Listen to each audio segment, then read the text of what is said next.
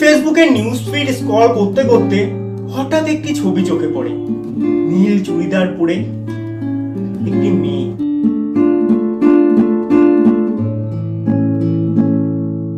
Social media ব্যবহার করছে প্রায় বছর 3 হলো, তবে সে যে আমার ফ্রেন্ড লিস্টে আছে আর কবে থেকে আছে সেটা ঠিক খেয়াল করে ওঠা হয়নি।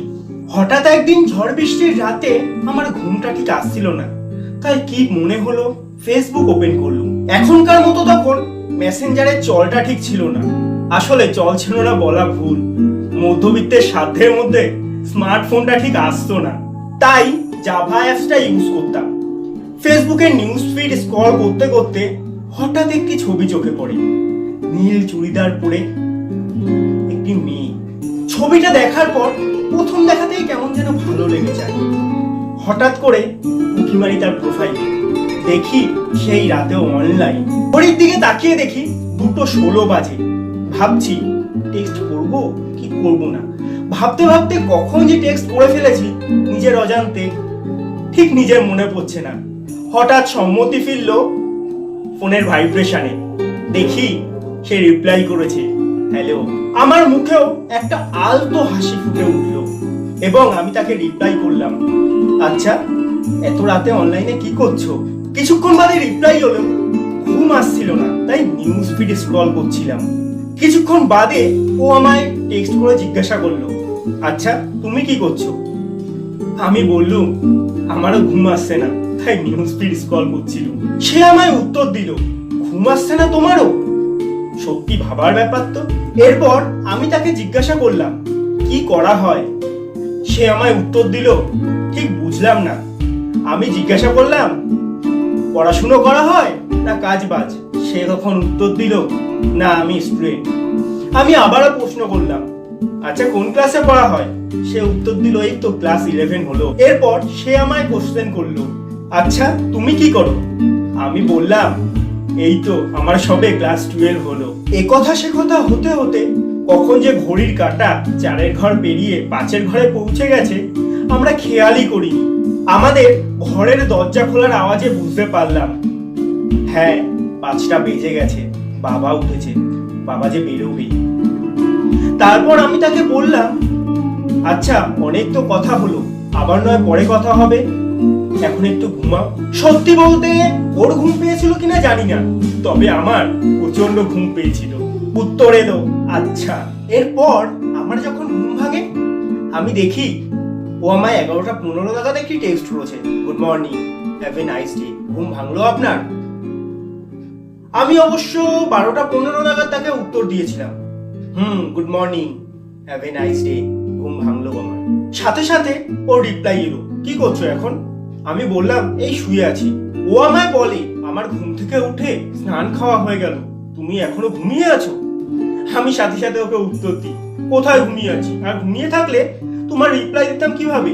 ও বলে হ্যাঁ ঠিক কথা তো। এরপর এক প্রকার জোর খাটিয়েই ও আমাকে বলে, যাও তাড়াতাড়ি স্নান খাওয়া করে নাও। আর আমিও কেমন যেন বলে ফেলি ওকে, হ্যাঁ এক্ষুনি করবো। ও আবারও বলে, করবো বললে চলবে না, এক্ষুনি করতে হবে। আমার কি হয়েছিল ঠিক আমি জানি না, যে ছেলে তার মা বাবার কথা ঠিক মতো শোনে না, সেই ছেলে একটা ক্ষণিকের পরিচিত মানুষের কথা শুনে বাধ্য ছেলের মতো স্নান খাওয়া সারতেও চলে গেছিল। এরপর বিকেল 4টে নাগাদ আমি তাকে টেক্সট করে বলি গুড ইভিনিং। সে উত্তর দেয় ঠিক সন্ধ্যা 7:20 নাগাদ, হ্যাঁ গুড ইভিনিং। ও আমায় জিজ্ঞাসা করে কি করছো? আমি উত্তর দিই পড়তে যাচ্ছি, এবং আমি ওকে জিজ্ঞাসা করি তুমি কি করছো? ও আমায় বলে এই মা বাবার সাথে বসে গল্প করছি। এরপর সেদিন ওর সাথে আর কথা হয়ে ওঠেনি, তবে রাতে খাওয়া শেষ করার পর আমি তাকে একটা টেক্সট করেছিলাম, good night, have a sweet dreams. তার উত্তরটা পরদিন ঠিক সকাল 6টায় এসেছিল, হ্যাঁ গুড মর্নিং। এরপর প্রায় সপ্তাহ 3 আমাদের কথা হতে থাকে, এবং কথা বলতে বলতে একে অপরের সাথে কথা বলাটা কবে যে অভ্যাসে পরিণত হয়ে গেছে আমাদের দুজনের কারোরই ঠিক জানা ছিল না। একদিন সকালবেলা পড়তে যাওয়ার সময় হঠাৎ তাকে গুড মর্নিং জানালাম, সঙ্গে সঙ্গে উত্তর এলো গুড মর্নিং, কি করছো? আমি বললাম পড়তে যাচ্ছি। হঠাৎ কি মনে হলো তার কাছে তার মুঠোফোনের নাম্বারটি চেয়ে ফেললাম এবং সে একটু বিদ্রুপ সুরে বলল, নাম্বার দিয়ে কি হবে স্যার? আমি তাকে বললাম, এই অনেকদিন তো ফেসবুকে কথা হচ্ছে, তাই ভাবলাম একটু ভয়েস কলে কথা বলবো। ও আবারও ঠিক একটু ব্যঙ্গ করে উত্তর দিল, আচ্ছা তাই বুঝি? আমি ওকে একটু রেগে গিয়েই বললাম, অত বোঝাবুঝির কি আছে, দেওয়ার হলে দাও, না দেওয়ার হলে নাই বা দিলে। এরপর সে উত্তর দিল, না থাক, এখন নয়, পরে। এরপর আমি ওকে আর কিছু বলিনি। ও অনেক টেক্সট করেছে আমায়, কিন্তু আমি টেক্সটগুলি দেখেছি, তবে নিজের ইগোর কাছে হেরে তার উত্তর কখনো দেইনি। এই ঘটনার প্রায় দিন তিনেক বাদে হঠাৎই একটি আননোন নাম্বার থেকে আমার ফোনে কল আসে এবং কল করে রীতিমতো রাগ দেখানো শুরু করে দেয়। এই তোর কি হয়েছে রে? তুই আমার টেক্সটের উত্তর দিচ্ছিস না কেন? কিসের এত রাগ তোর? আমি তাকে উত্তর দিই, আচ্ছা কে তুই? এইভাবে আমার সাথে কথা বলছিস কেন? ও উত্তর দেয়, আমি। আমি কথাটা শোনার পরে অবশ্য এটা বুঝতে অসুবিধা হয়নি ও কে ছিল। এরপর আমি এক রাশ রাগ ভরা গলায় তাকে উত্তর দিলাম, আচ্ছা তুই আমায় কল করেছিস কেন? ও আমায় এক প্রকার জোর খাটিয়ে উত্তর দিল, কল করেছি, বেশ করেছি, কিছু করবি তুই? এরপর কলটি কেটে যায়। আমি সাথে সাথে কল ব্যাক করি, ফোনটি সুইচ অফ বলে। আমি রীতিমতো ফেসবুকে টেক্সট করি, কিন্তু তার কোনো জবাব আসে না।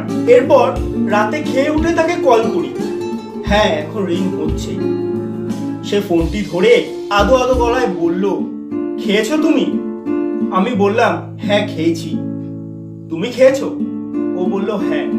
আমি বললাম, তখন ফোনটা সুইচ অফ করে দিয়েছিলে কেন? ও আমায় জানালো, আমাদের এখানে বৃষ্টির জন্য ইলেকট্রিসিটি অফ ছিল, তাই ফোনে চার্জ ছিল না। কারেন্ট আসার পর এই ফোনটা চার্জে দিয়েছি, আর তুমি কল করলে।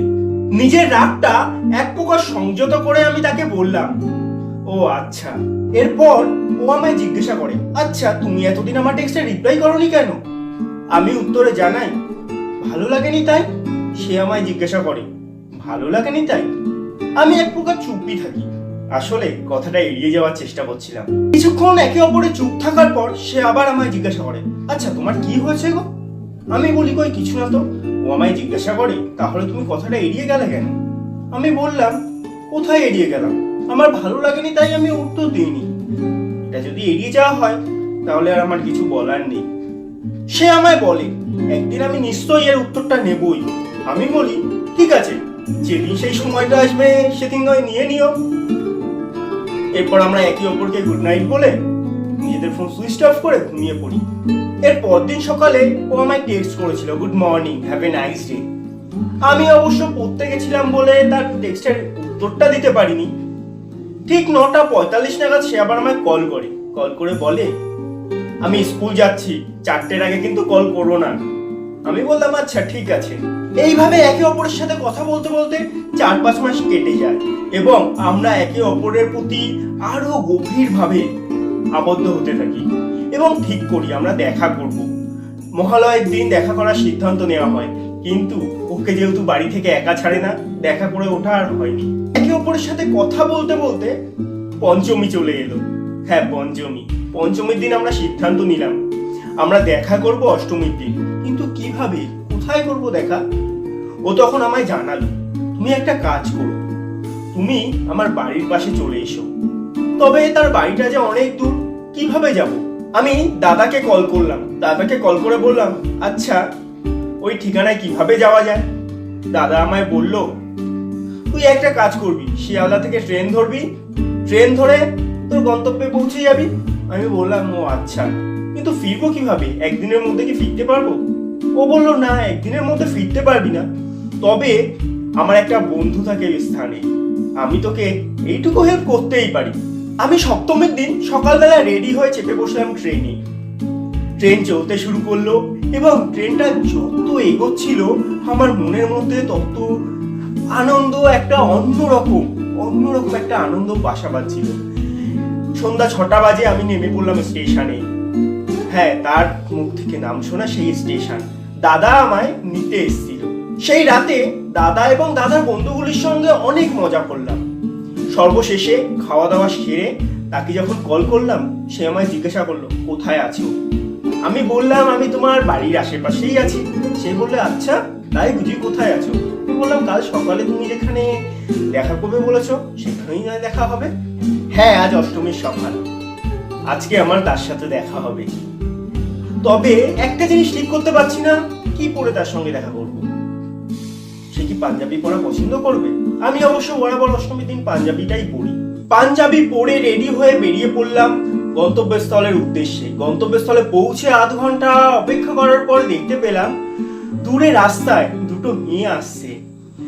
যতই সামনে আসলো আস্তে আস্তে স্পষ্ট হলো ওই যে সেদিন ফেসবুকে পরিচিত হওয়া সেই মেয়েটি। পাশের মেয়েটিকে ঠিক অবশ্য চিনতে পারিনি। সে কাছে এসে আমায় দেখে লজ্জা পাচ্ছিল, আমিও অবশ্য তাকে দেখে লজ্জা পাচ্ছিলাম। এরই মাঝে তার বান্ধবী আমায় বলে উঠলো, চলো দাদা, শহরের পুজো তো অনেক দেখেছো, আজ আমি গ্রামের পুজো দেখাবো। আমিও তাকে বললাম ঠিক আছে চলো। কিছুক্ষণ চলার পর আমি ওর বান্ধবীকে বলে উঠলাম, আচ্ছা তোমার বান্ধবী কি আমার সঙ্গে কথা বলবে না, নাকি ও আমায় দেখে শুধু লজ্জাই পাবে? ও পাশ থেকে বলে উঠলো, কেন তুমি কি আমায় কিছু জিজ্ঞাসা করেছো? আমি তখন ওকে বললাম, আচ্ছা জিজ্ঞাসা না করলে বুঝি কথা বলা যায় না? এতদিন কি আমি তোমার সাথেই কথা বলছিলাম, নাকি সেটা অন্য কেউ ছিল? সে আমায় বলে বসলো, আচ্ছা এখনো কি সন্দেহ আছে তোমার? আমি বলে বসলাম, হ্যাঁ আছে, কারণ আমি যে মানুষটার সাথে কথা বলি সেই মানুষটা আমার উপর রাগ করে, অভিমান দেখায়। তবে আমরা একে অপরের সাথে কথা না বলে কখনো থাকতে পারি না। পাশ থেকে তার বান্ধবী বলে উঠলো, ও কথা বলবে কি করে, ও যে তোমায় ভালোবেসে ফেলেছে। সত্যি বলতে এই কথাটা এইভাবে শুনবো আমরা দুজনে কেউই প্রস্তুত ছিলাম না এর জন্যে। ও কতটা লজ্জা পেয়েছিল আমি ঠিক জানি না, আর বুঝতেও পারিনি। তবে আমি যে কতটা লজ্জা পেয়েছিলাম সেটা তোমাদের বলে বোঝাতে পারবো না। এই কথাটা শোনার পর এটুকু আমার মন জানান দিয়ে দিয়েছিল, আচ্ছা তুইও তো ওকে মনে মনে ভালোবেসেছিস, তাহলে বাধা কিসের? এইভাবে কথা বলতে বলতে আমরা পৌঁছে গেলাম পূজা মণ্ডপে। পূজা মণ্ডপে যাওয়ার পর তার বান্ধবী কিছু বন্ধুর সাথে দেখা হয়ে যায়। সে তার বন্ধুদের নিয়ে ব্যস্ত হয়ে পড়ে। আমি তার সঙ্গে কথা বলতে বলতে তার হাতে হাত রেখার চেষ্টা করি। সে বলে ওঠে, ওই কি করছো? আমি সঙ্গে সঙ্গে হাতটা সরিয়ে নিই। সে আমায় বলে, খুব ভয় দেখছি তোমার মনে। আমি কিন্তু এই আর কি করে জবাব দিই তাকে। সে সঙ্গে সঙ্গে বলে, তোমার পাঞ্জাবিতে খুব ভালো মানিয়েছে। আমি উত্তর দিলাম, ধন্যবাদ। সে আমায় বলে, অত ফর্মালিটি দেখাতে হবে না। এরপর আমরা পুজো মণ্ডপ থেকে বেরিয়ে অটোতে চেপে বসলাম।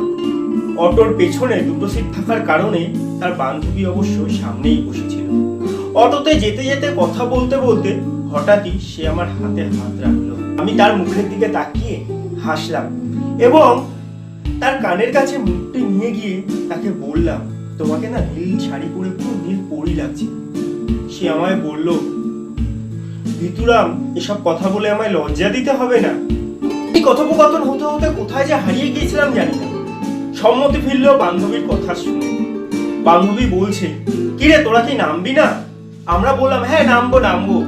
অটো থেকে নেমে ওর বান্ধবী অবশ্য আমাদের আগেই হাঁটছিল, আর আমরা একে অপরের হাত ধরে যেন ওর বান্ধবীর পথ অনুসরণ করছিলাম। হাঁটতে হাঁটতে ওকে আমি জিজ্ঞাসা করেছিলাম, আচ্ছা তুমি যে আমায় ভালোবাসো এটা আগে বলনি কেন? ও আমায় বলল, তোমারও তো মনে এটাই চলছিল, তুমি কেন আমায় বলনি? আমি সত্যি বলতে বাকরুদ্ধ হয়ে গেছিলাম কথাটি শুনে। আবারও ও আমায় জিজ্ঞাসা করে, আচ্ছা তুমি কেন বলনি?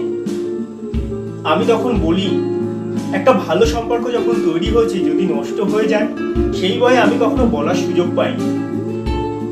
এই কথোপকথনের মধ্যে হঠাৎই ওর ফোনটি বেজে ওঠে। ওর বাড়ি থেকে কল এসছে। ওর মা বলে, তাড়াতাড়ি বাড়িতে আয়, মামার বাড়ি যাবো যে। ও উত্তরে বলে, হ্যাঁ আসছি এক্ষুনি আসছি। এরপর আমরা পুজো মণ্ডপ দর্শন করে অপেক্ষা করতে থাকি অটোর জন্য। অটো আসতে দেরি হচ্ছিল এবং পাশে দেখলাম একটি দোকান আছে। দোকান থেকে আমি দুটো চকলেট কিনি, একটি ওর বান্ধবীকে দিই এবং একটি ওকে দিই। ও আমার হাতটি ধরে বলে, সাবধানে বাড়ি ফিরো। আমি ওকে বলি, তুমিও সাবধানে বাড়ি ফিরো। এই কথা বলতে বলতে অটো চলে আসে এবং দুজনকে অটোতে তুলে। অটোটি যখন চলতে শুরু করে আস্তে আস্তে সেই পরিচিত মুখটি দূরে যেতে শুরু করে এবং একটি সময় প্রকৃতির সঙ্গে মিলিয়ে যায়। আর আমিও অটো ধরে দাদার বাড়িতে ফিরি। সেদিন সন্ধ্যাবেলায় অবশ্য আমি রাতের ট্রেন ধরে বাড়িতে ফিরে এসেছিলাম। সে বাড়িতে ফিরতেই কল আসে, আচ্ছা তুমি কি বাড়িতে ফিরেছো? আমি বললাম তুমি কিভাবে জানলে? ও বলল আমি রাতে অনেকবার কল করেছি তোমার, কিন্তু ফোনটা নট রিচেবল বলছিল। তখনই বুঝলাম তুমি হয়তো ট্রেনে আছো। আমি ওকে বললাম হ্যাঁ, আমি আজ বাড়িতে ফিরেছি। সে আমায় বলল অনেক রাস্তা জার্নি করে ফিরেছো, তাহলে এবার একটু রেস্ট নাও, আই লাভ ইউ। আমিও তাকে বলি আচ্ছা, লাভ ইউ টু। হ্যাঁ, আজও এইভাবে অসংখ্য প্রেম হয়, অসংখ্য ভালোবাসা হয়।